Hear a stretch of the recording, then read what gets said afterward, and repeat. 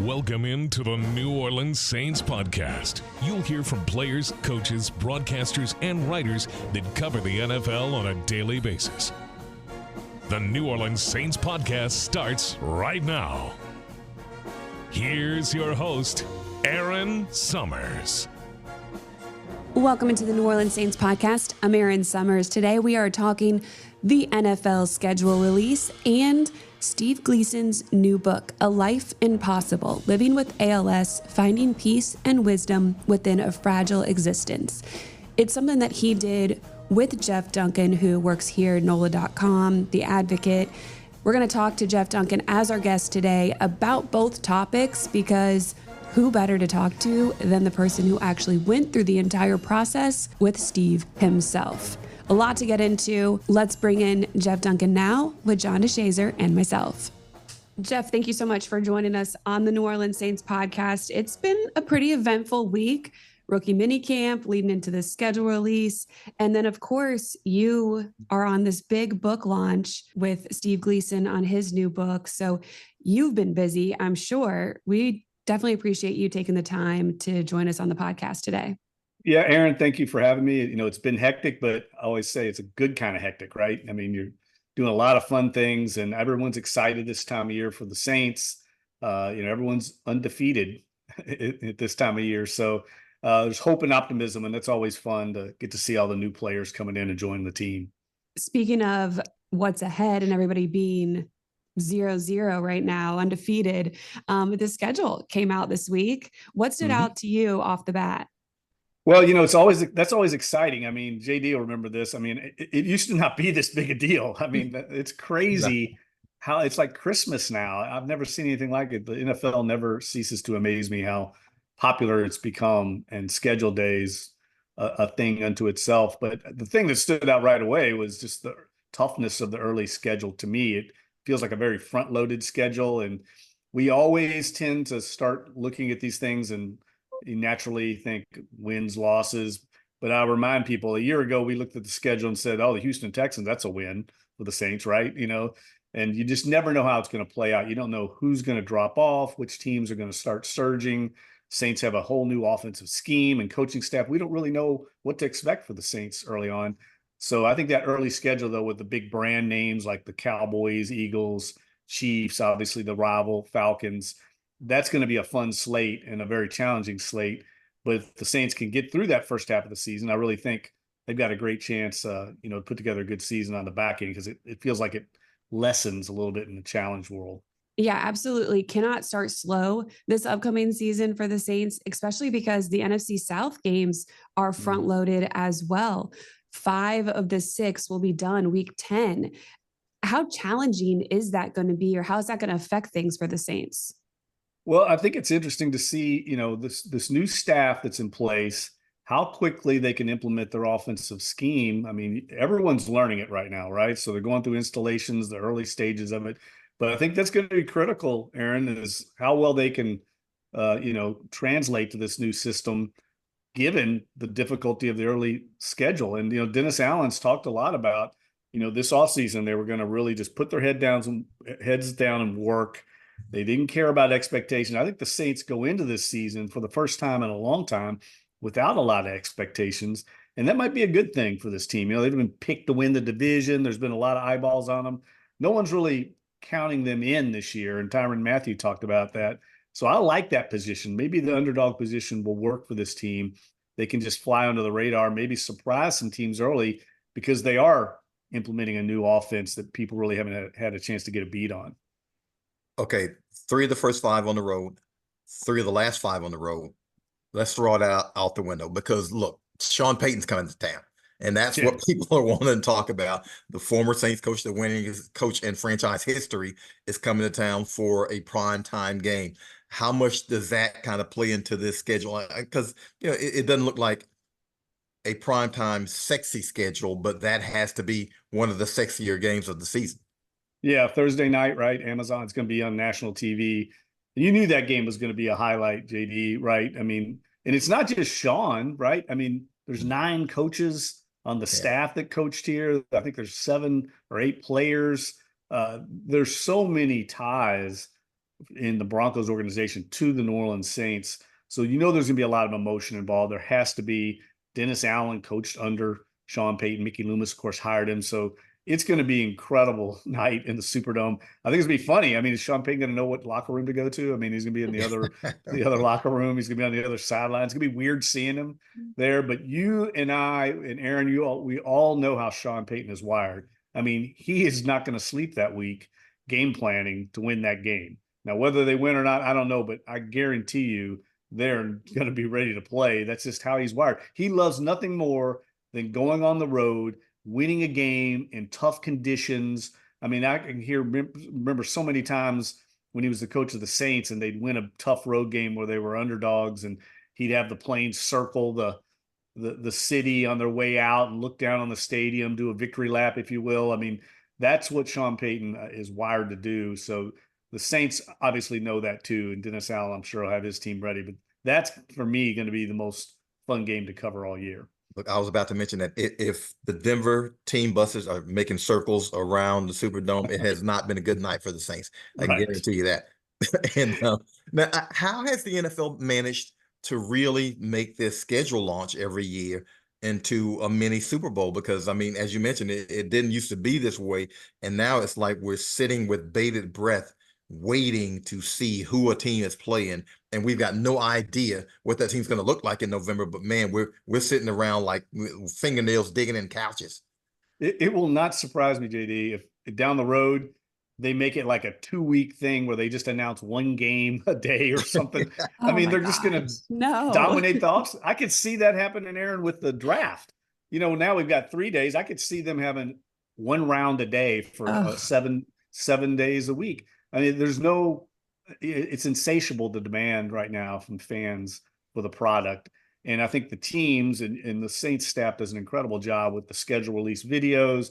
They've turned this into a really fun occasion, I think, for the fan base, because there's so much anticipation. We all do it. You look at the schedule, you start mapping out your fall calendar. Where am I going to be for the holidays? That's the first thing I look at. I don't know about you all. Are we playing on Christmas or Christmas Eve? Where am I going to be for the holidays? Because we've all spent Christmases or Thanksgivings on the road. I like to try and look there first and then see what the primetime games are. But it's amazing to me how popular these games have become. Every game is important in the NFL world. And I was actually impressed that the Saints have a lot of primetime games. There's some marquee games for them. So this team, like I said, they're flying under the radar a little bit, but they still have brand awareness. I talked to a network TV executive this past week, and he said the Saints are still the number one brand in the NFC South. That you don't lose your brand identity and your popularity when you had 16 years of success. It just doesn't go away. He said the Patriots, the Saints, they don't have Breeze and Brady, but they're still extremely popular for TV. Yeah, and as you mentioned, shout out to the NFL for letting us be home for Thanksgiving and Christmas. Big around the DeShazier household. And I hate to do this myself, but I'm going to put you on the spot. Are there where on the schedule do you see the Saints kind of making a little bit of hay? Because there's a 3-game home stretch where they'll be home for 4 weeks, including the bye in there, and but where will they make the hay in the schedule? Because again, as we mentioned, 3 of the first 5 on the road. 3 of the last 5 on the road.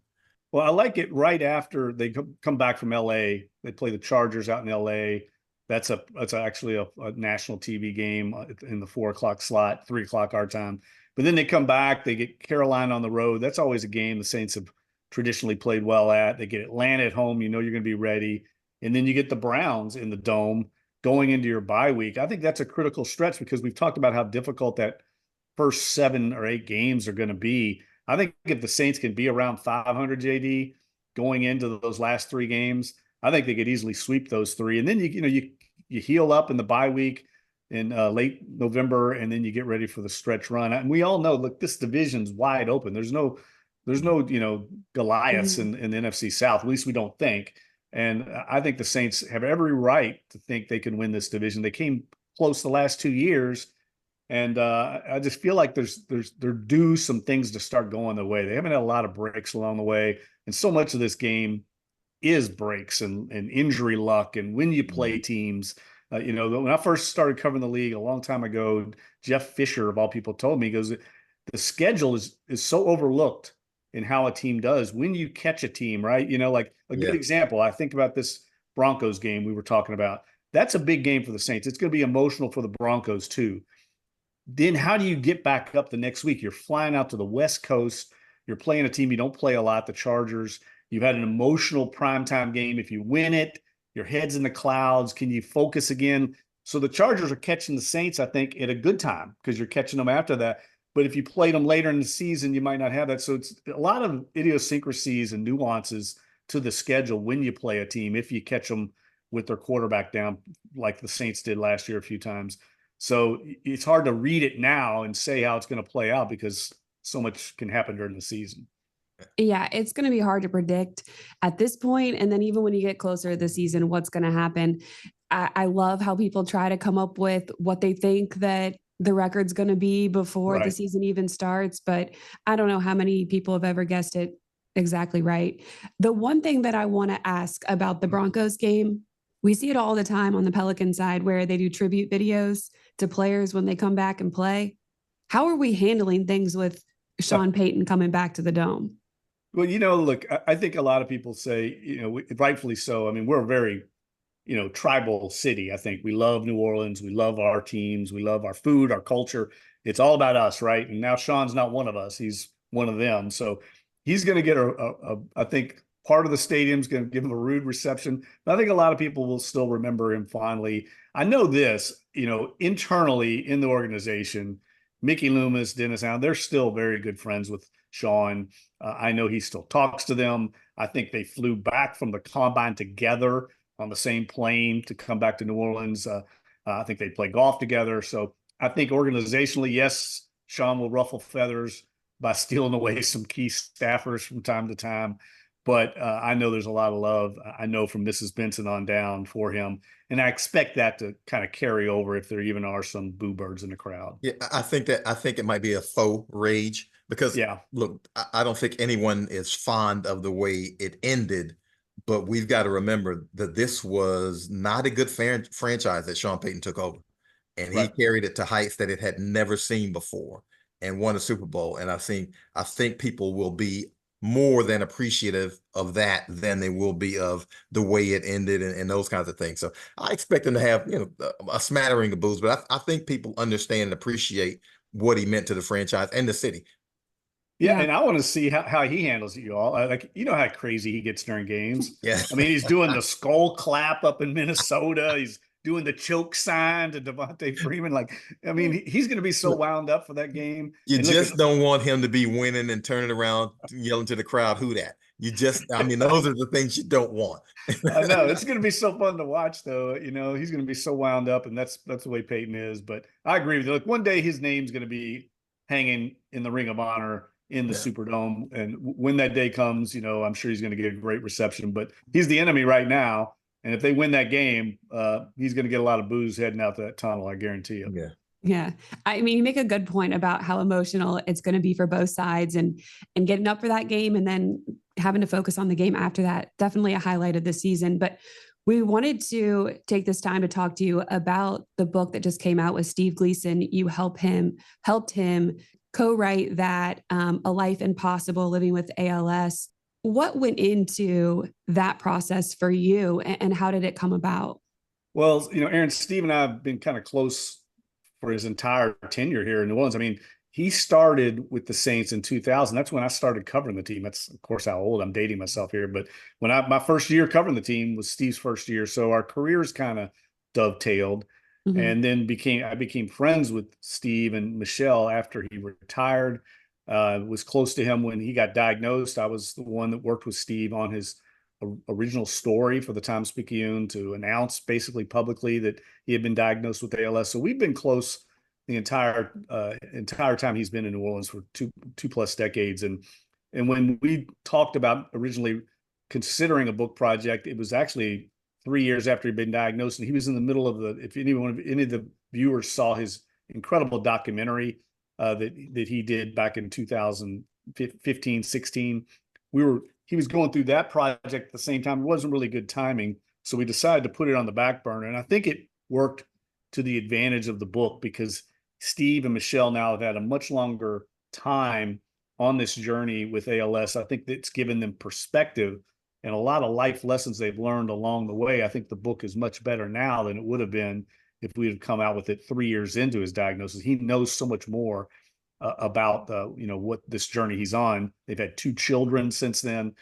So he felt like it was a perfect time to do it as a father, as a husband, where he's at. I mean, he's not slowing down any. I mean, just a couple weeks ago, I was with him at an art exhibit. He's out at Jazz Fest every day. We're on a book tour. He's traveling all over the country for that. We go to DC next week for an event. That's the thing that's amazing about him is he's not just surviving, he's living. And I think that's the life lesson in this book is we're all going to have different adversities and challenges in our lives, probably not as formidable as what Steve's facing with this disease, but you can still find some jewels in there about how to confront challenges in your life and how do you get to the other side of it. And Steve definitely has a process that he goes through daily, really, to kind of get through life.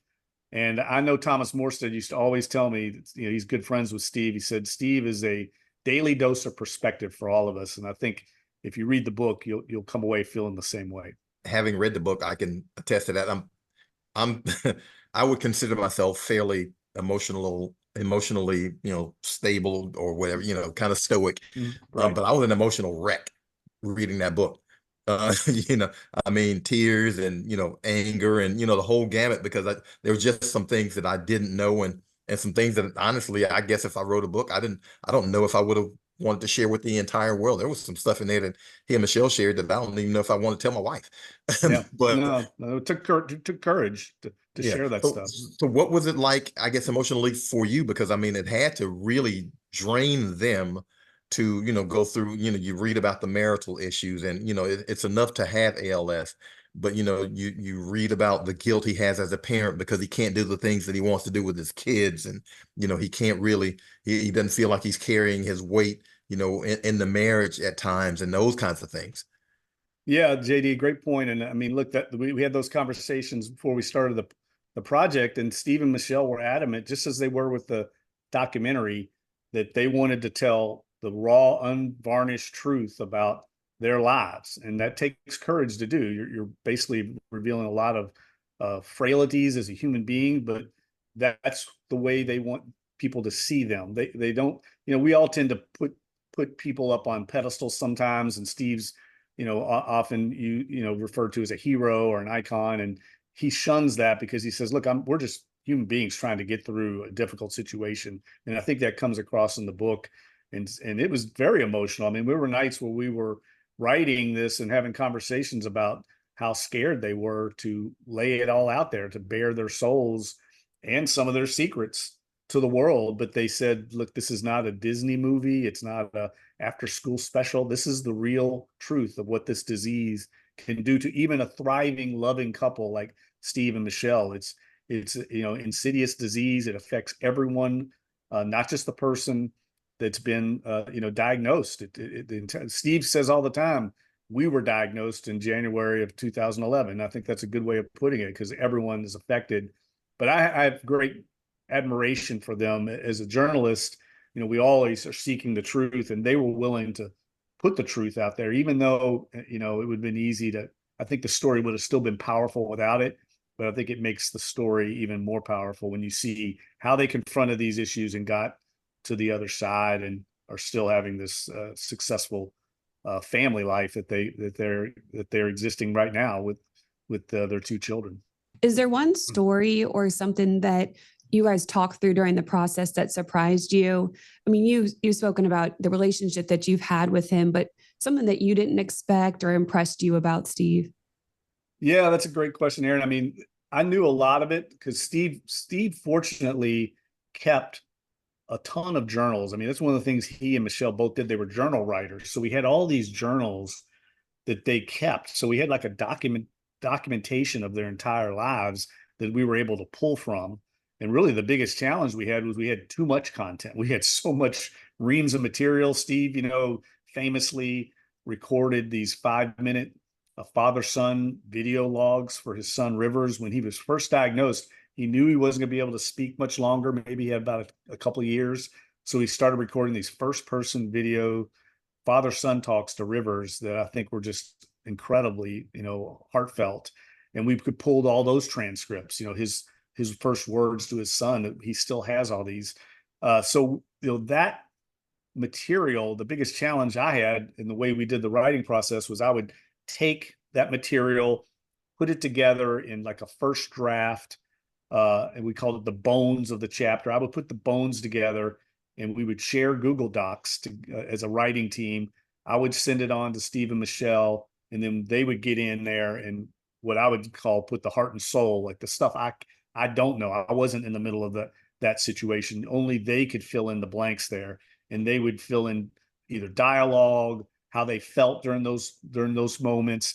And there was a lot of crying as we put together the book because they were having to relive some very difficult times. But I want to stress, and I think JD, you read this, I think you would agree. I mean, yes, there's some times where you're crying and it's heartbreaking, some of the stories, Right. but there's also a lot of joy. There's a lot of laughter. I mean, if you know Steve and Michelle, I mean, they're going to crack jokes. They're going to make fun of each other. There's a lot of times where you'll laugh out loud. I think in the end, I think it's an uplifting book, but to get there, you got to go through a lot of emotion. You said something a couple of minutes ago, and I thought it was a perfect description that he's not surviving, he's living. And that I think it really, really kind of expresses the sentiment with Steve's life. How amazing is it? Because I know he doesn't want to be called a hero and he doesn't want to be, Superman, those kinds of things. But a guy in his situation with his limitations to be as active, not just in terms of, his advocacy, but in terms of being, I guess active in his kids' lives or, vacations, those kinds of things. I mean, this is something it seems overwhelming, and yet it's part of the routine of Steve Gleason's life. Yeah, no, that's the thing I've taken away from this experience is, there was an old poem Robert Frost wrote years ago when I was like in the 5th grade. I remember it was called "The Road Not Taken," and it basically is, two roads diverging to Yellowwood, and I took the road less traveled, and that's really sums up Steve's life, right? The easy thing to do for him would be to take the easy road, the road more traveled, right? That's not how Steve's wired. So writing this book, the easy thing to do would have been to let me write it for him. That's not the way Steve works. I mean, he's just not wired in his DNA. He wrote a ton of this book. I'd say most of the book he wrote, but it was very difficult. If you know how he communicates, he uses eye tracking technology where he uses his infrared beams into his cornea. He stares at the computer tablet and fixes his gaze on a letter and it types it, boom. And then he goes another second. And it's just a slow, gradual process to put together a sentence. I think he communicates about 11 times slower than you and I, but he's still communicating. It's miraculous when you really think about it that he's able to do that. He voice banked his voice so he can speak that way, but he wanted to write as much of this book as possible. And, Steve, throughout his life, has tested himself and pushed boundaries. That's the way he was as a player. He said, I was fearful every time I stepped between the white lines, but I'd still went out there and ran to the fear and played fearlessly.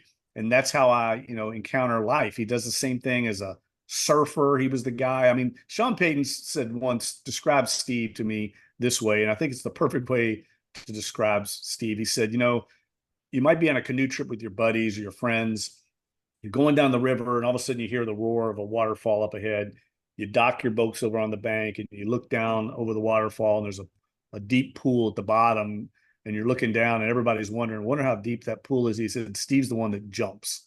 He's not worried about if it's shallow or not. He's the first one that's going to dive in. And that's kind of how he did this book project. He just dove in. He was kind of scared, but that's how he's wired. And I see that same mentality in the book. I see the same traits that allowed him to play 8 years in the NFL when he was an undrafted free agent. Everybody counted him out, said he was too small to play.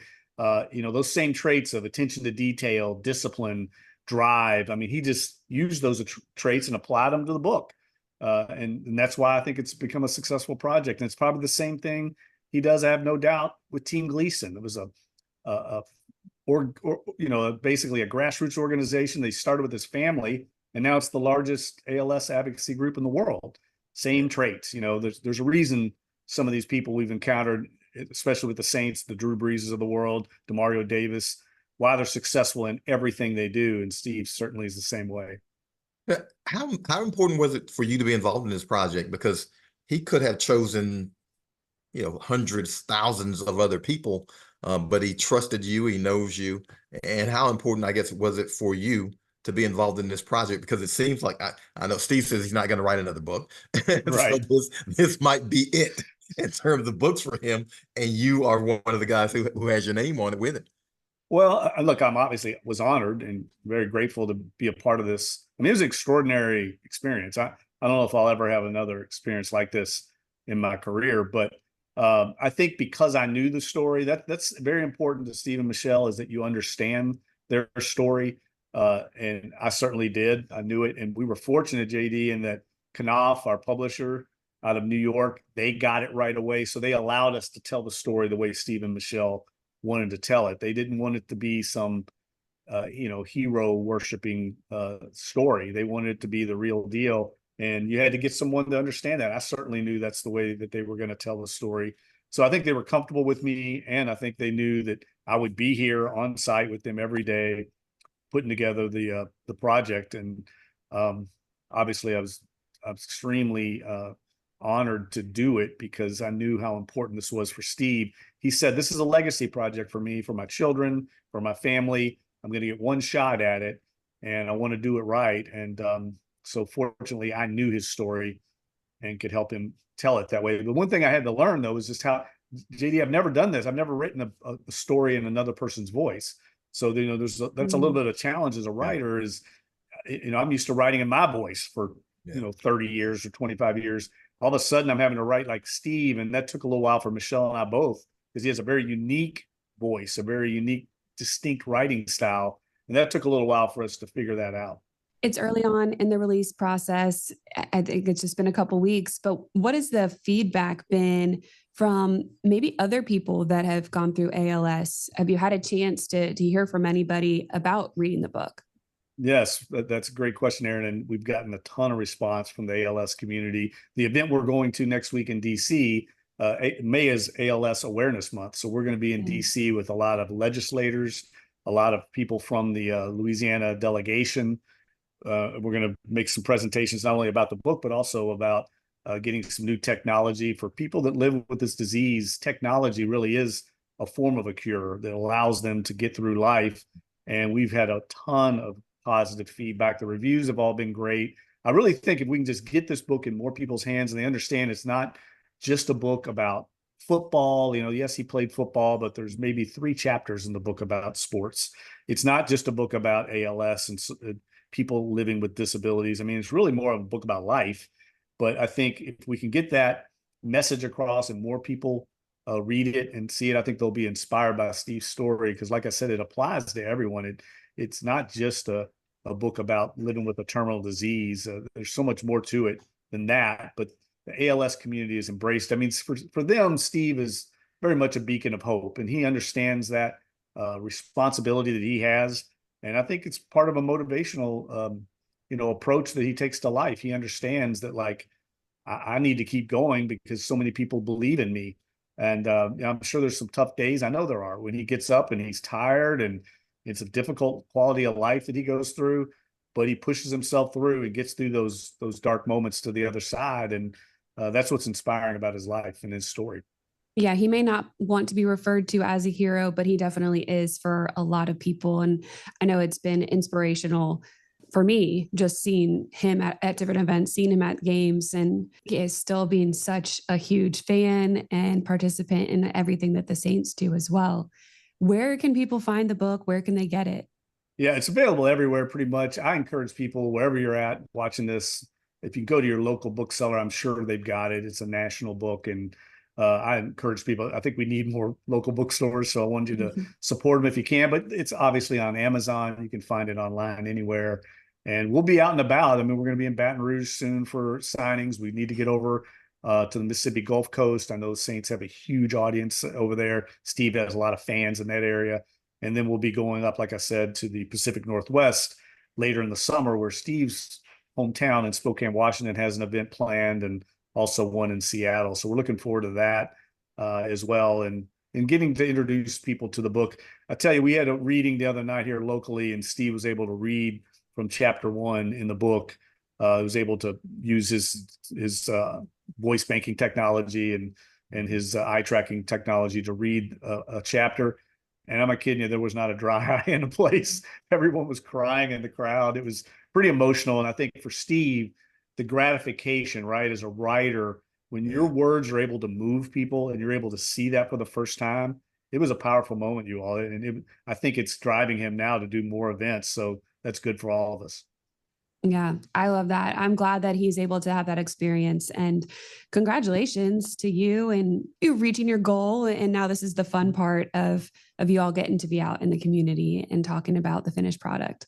Yeah, thank you very much. And for me, it's really rewarding seeing Steve and Michelle see the fruits of the labor, because this is the first book they've ever done. They were scared, and writing a book is an arduous process, and you get to the end, and that's when all the fun stuff happens. So for me to see them feeling all this love and seeing some of the rewards of the process has been gratifying for me. Definitely. Well, we appreciate you taking the time to talk to us about the book and the schedule. There's a lot going on, as mentioned, so we appreciate the time. Oh, thank you for having me. Very honored. I absolutely have to get my hands on that book now, especially after hearing everything that Jeff said about it. Sounds like it is a really great read. As for anything related to the schedule, you can head to NewOrleansSaints.com. We have the full schedule there, schedule analysis video that John DeShazier and I did. So you can check out everything, start getting your tickets, make sure you are ready to go for the 2024 season. Thank you so much for joining us on this edition of the New Orleans Saints Podcast. Thanks for listening to the New Orleans Saints Podcast. Join us 3 times per week on NewOrleansSaints.com, the Saints mobile app, or you can download the podcast on iTunes. We'll see you next time, right here on the New Orleans Saints Podcast.